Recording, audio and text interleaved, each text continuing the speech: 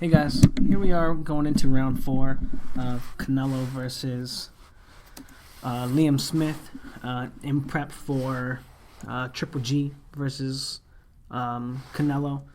And I'm going to be highlighting some things that go on in the fight, some things that, reasons why Canelo gets hit. And we're not going to talk too much about what Liam Smith is doing unless he actively does something like really well that sets up a punch that's not, the most conventional or obvious. But we're going to be talking more about what Canelo is doing, what Canelo's not doing, why he's scoring, and why he's being scored on. Anyway, so Canelo comes out good with his jab, giving him different looks, and I think I talk a lot about that in my videos. It's really important, because you can't just explode out of your guard and expect all your punches to land. So having these movements interwoven in between your punching, your movement, when you're taking small steps, allows you to conceal your punches better. But right after Canelo commands the distance, right, he shoots the jab up, he kind of starts just looking at Liam Smith, and now he's not doing anything. He's not controlling the distance between them, and that causes him to take a jab to the face. It's not a big deal, right? He blocks, circles out, and resets. But if you notice that he's not controlling the distance, how do you say it? Like fighters that are better at setting up their offense, like Sergey Kovalev. One of the narratives in the more recent fight between him and Andre Ward. While I was giving the fight to Kovalev, I thought he was outscoring Andre Ward. He wasn't able to land his really huge power shots in significant areas because Andre Ward was controlling him with the jab. He was owning the space between them. So even if he wasn't landing anything, just controlling the space and using it to set up a couple punches but make Kovalev work around it, he was able to stop Kovalev from landing extremely clean shots. And that's going to be a problem for Canelo if he doesn't control that space, because I think Golovkin is is either tied or is just behind. Maybe tied. Maybe he's better than Kovalev in terms of setting up punches, because he probably has better ways to get around lead hand dominance than Kovalev did. Which means that even if with lead hand dominance or controlling the space between them, Gennady Golovkin might be able to find ways to mount his offense. But if like in instances like this, even though that's a good slip, right? That's not, you don't want to be relying on that as your primary defense, right? The reason that is because if that was a feint, right? If he probed that jab, he just made Canelo slip into another punch that if he could just throw a right hand right here, right, or a right uppercut, he got him to slip into it, and he could hit him with a big shot. So fighters, and that's one of the things about Canelo that's really interesting is that was a decent feint. So he shows him the lead right hand, gets him to slip to the outside, and kind of catches him with an uppercut or like a left hook shuffle. I think they call it a shovel hook. It's kind of an uppercut and a hook combined, kind of coming at a weird angle. So a good feint from him. But if he's not going to be able to control the distance between the two fighters, he's going to take a lot of punishment, and especially if he's going to allow his opponent to lead, right? Like when you saw that jab come from Liam Smith. Because he has to react to those as if they're real punches, whether they are or not. In that case, it was. Feinting and probing is going to be extremely effective against him. And that's something that, kind of funny right here, throwing his glove out there. That's like a decent feint, It doesn't require a lot of energy. Super simple. But anyway, back to the Golovkin thing. When he responds to the feints, because he's not controlling the center, because he has to be the one, he's the one being dictated what's going on in the fight. And I'm not saying that he's not going to be able to land his own jab, but the diversity in jabs that Golovkin has is he has a much wider array of skills with his left hand, where so far Canelo's only shown his to be a hard jab, right? It's a hard jab. The extremely committed feinting jab, and then he throws to open areas, which is good. And then feinting the jab to throw a hook, not like good tools, right? But not super diverse. No real probing, not really getting any information to use in the current micro exchange, but finding information for later exchanges, kind of takes a little bit of time to work through. And that's why people call them feel-out rounds. Decent probe right there, though. Gives him a couple jabs. Not punches, right?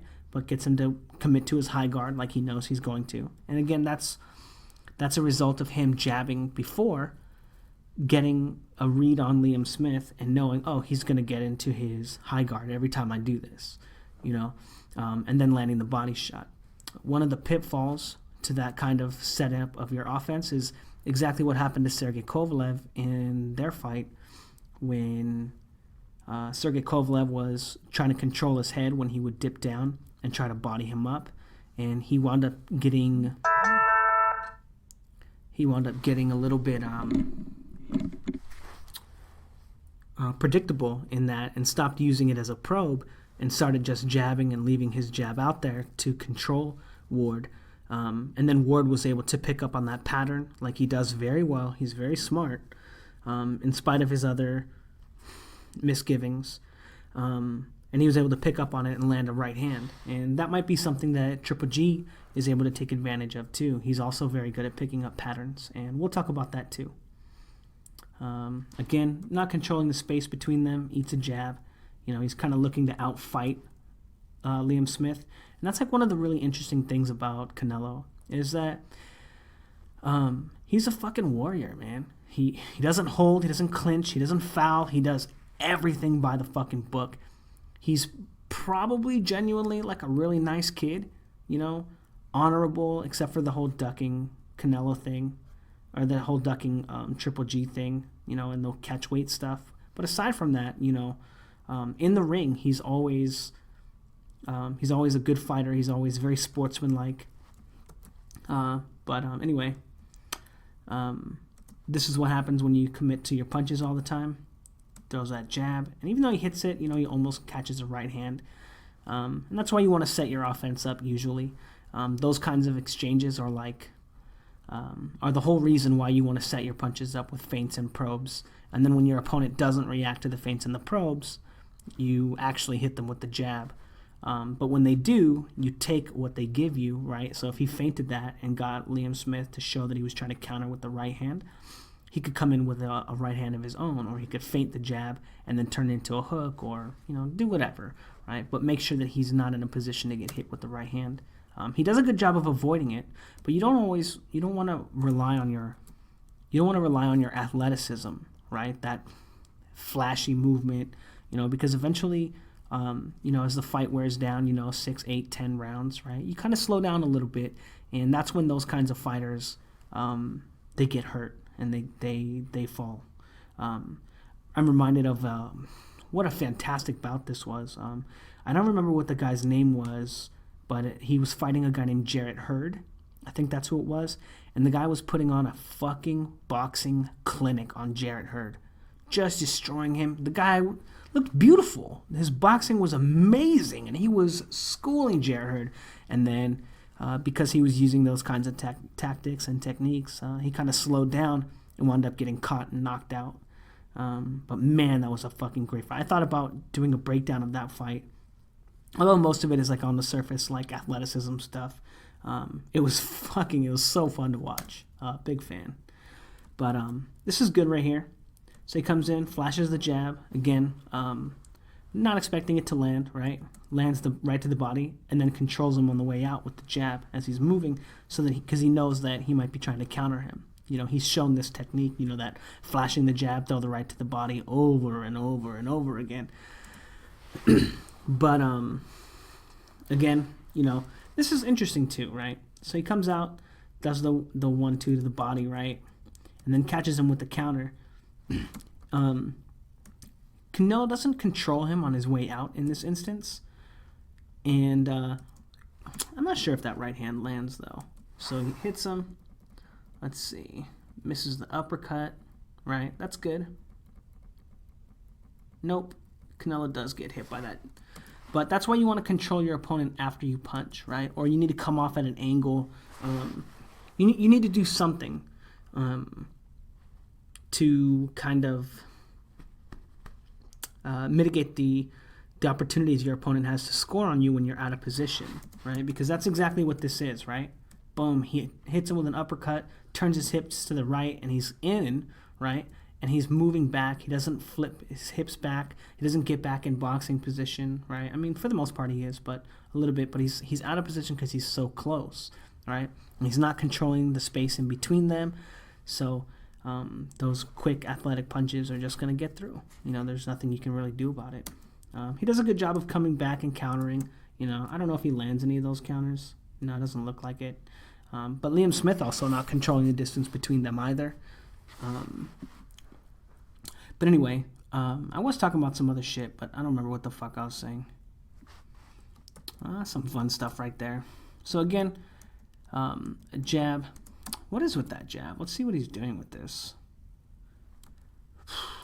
Is he just throwing a jab? I guess he is just throwing a jab because he doesn't make any movement after, you know, and he gets countered with the punch, with the jab. Boom. Body shot. That's not really open, you know.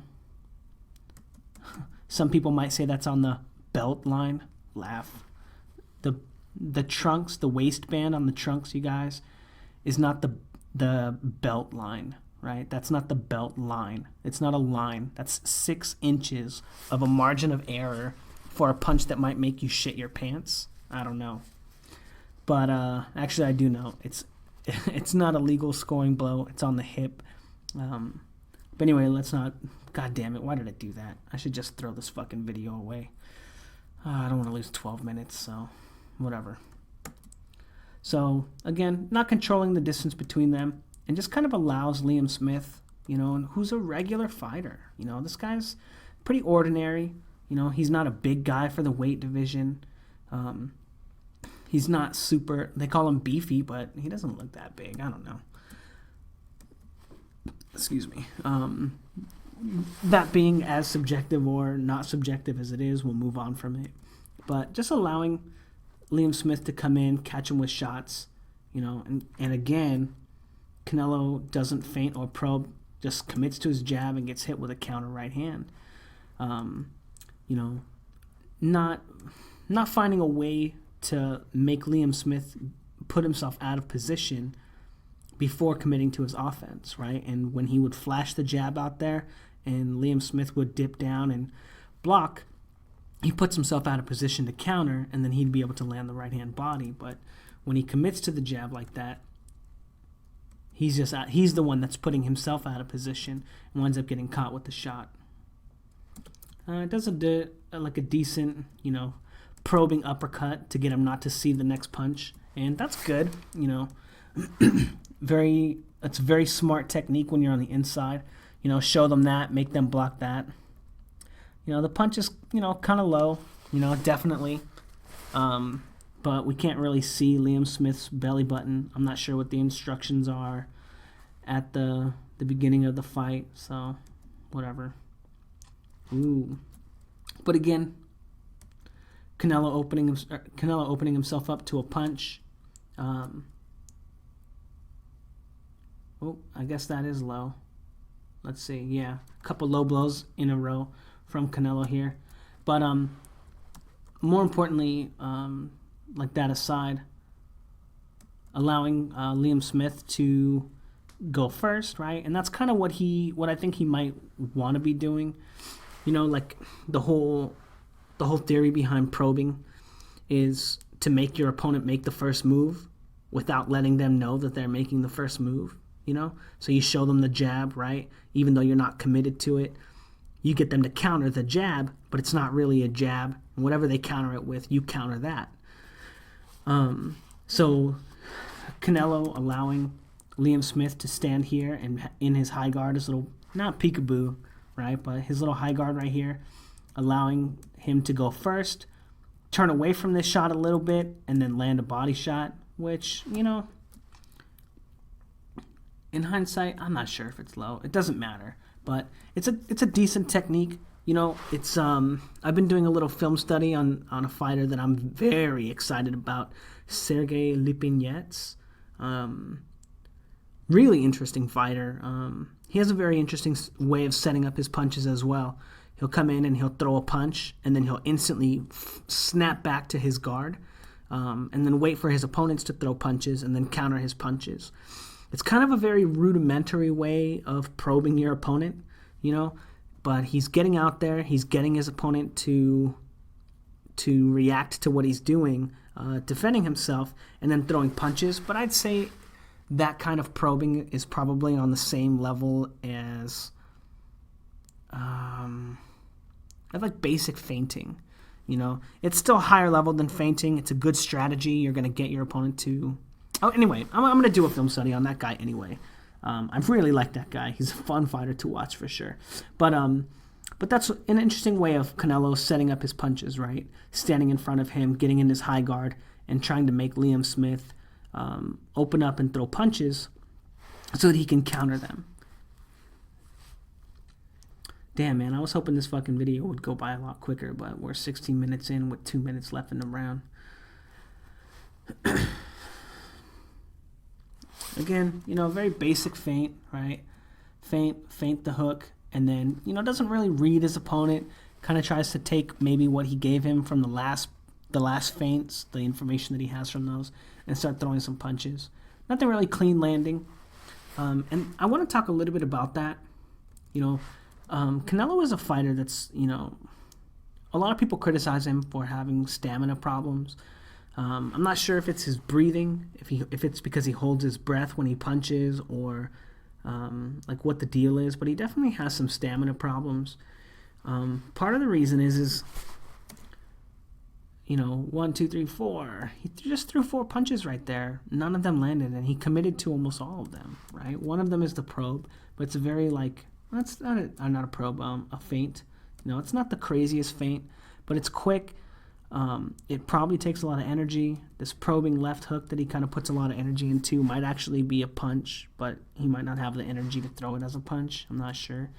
But he wastes a lot of energy, you know, and if you watch fighters like the knockdown in round 2, Sergey Kovalev versus Andre Ward, Kovalev puts his left hand out there, shows it to Ward. Ward's like, oh, I'm going to fucking counter that. Then Kovalev puts it out there again, right? And the irony, by the way, I don't want to talk about that. Never mind. Kovalev puts his right hand out there again, and then Ward counters with the right hand, right?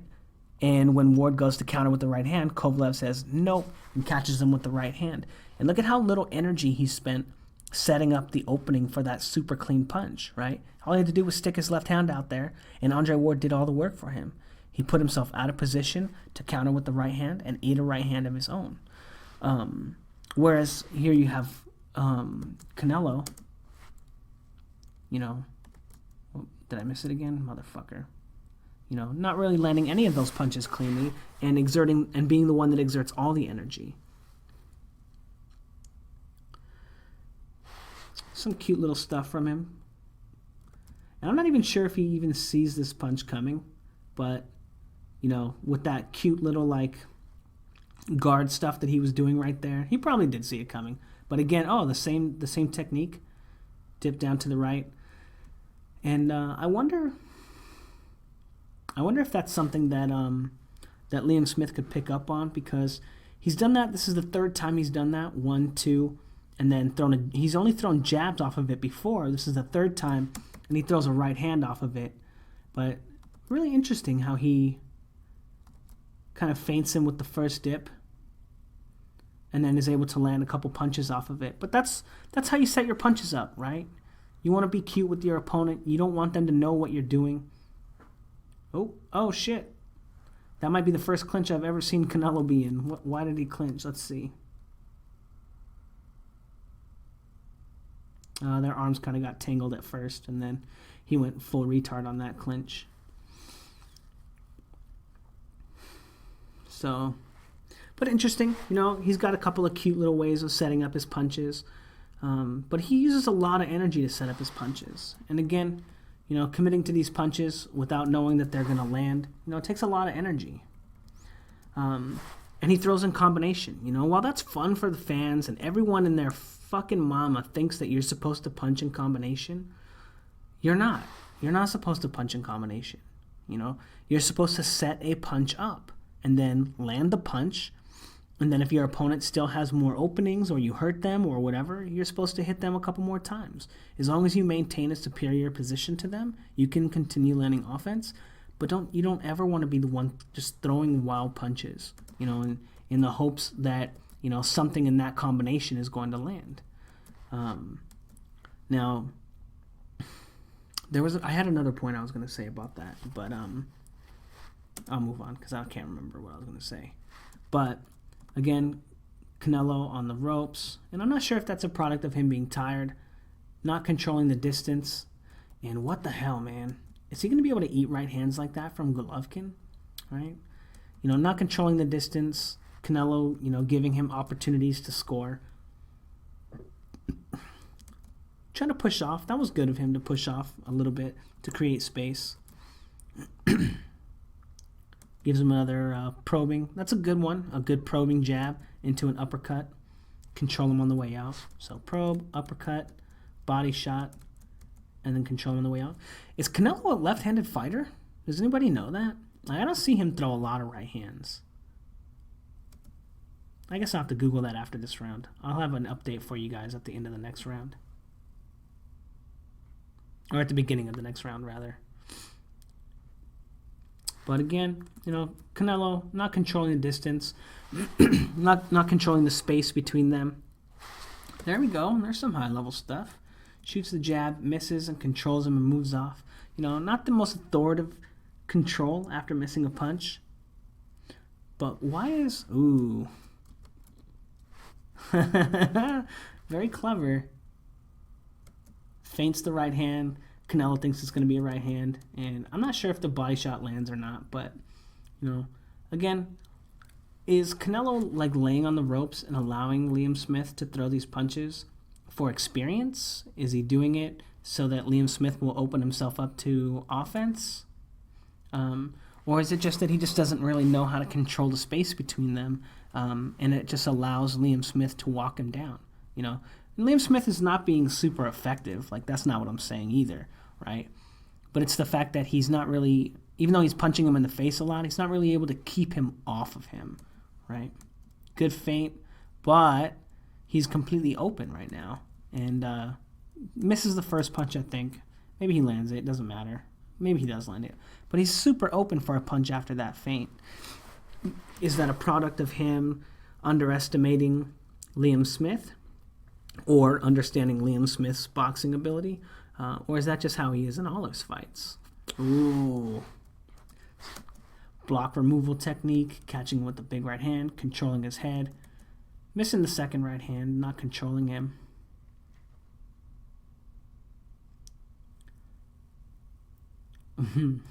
But again, Canelo showing that he thinks he can react to everything that his opponent does, and then winds up just eating a jab because he was wrong in that moment. You know, Canelo has an interesting mindset for boxing. A good round, a very, very fun round to watch. Scoring-wise, of course, Canelo fucking smashed him, right? He did eat some good right hands, though. And why did he eat them?